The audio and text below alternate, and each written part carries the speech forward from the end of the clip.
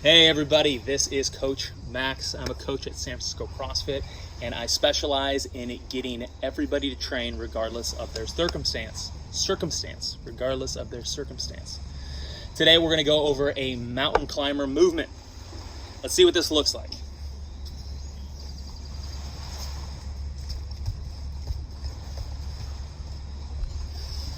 Now, why do we care about doing this movement?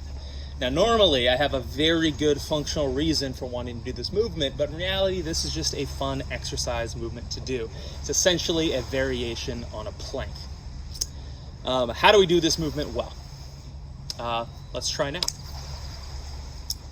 And as always, I forgot, before you start moving, a disclaimer: if you have any medical condition that you think will negatively be impacted by this movement, please check with your medical professional to make sure it's all right. I am not a medical professional, or your medical professional more specifically. So for our movement, first and foremost, we want to obey good principles of movement.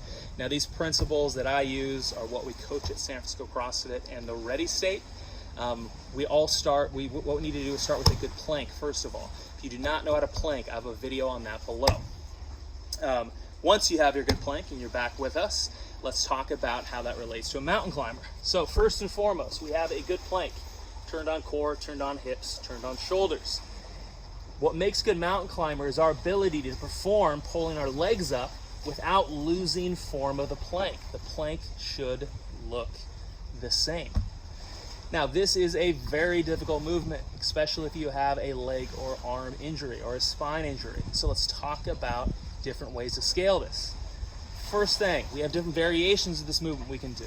We can do a short mountain climber or a long mountain climber where we bring our legs up to the right and left.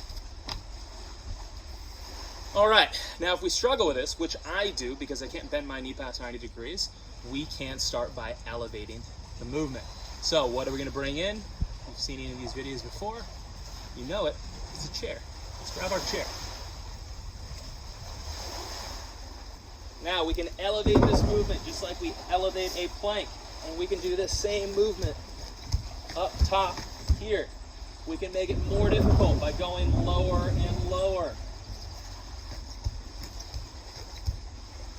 There and there. We can even bring this down to maybe some yoga blocks. That works too.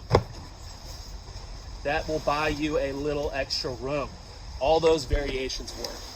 Now, if you have an ankle injury on one or both of your ankles, you're not going to be able to do this in a jumping manner, meaning you'll lose a little bit of that pop, but that's fine.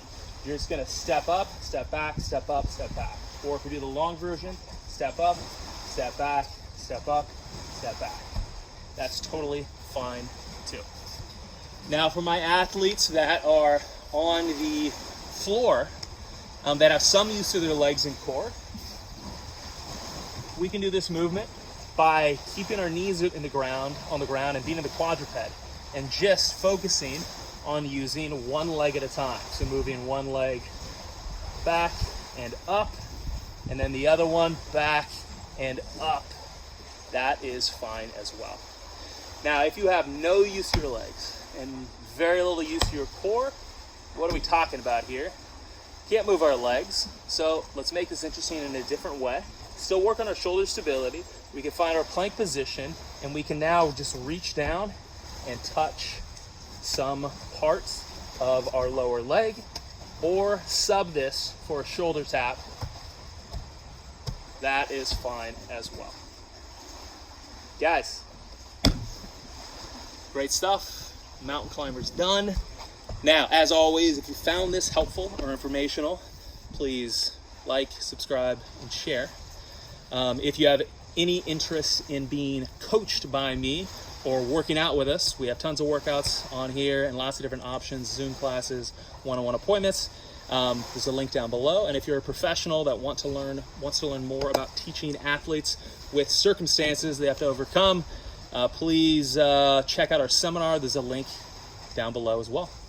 Guys, great stuff. Pleasure. See you soon.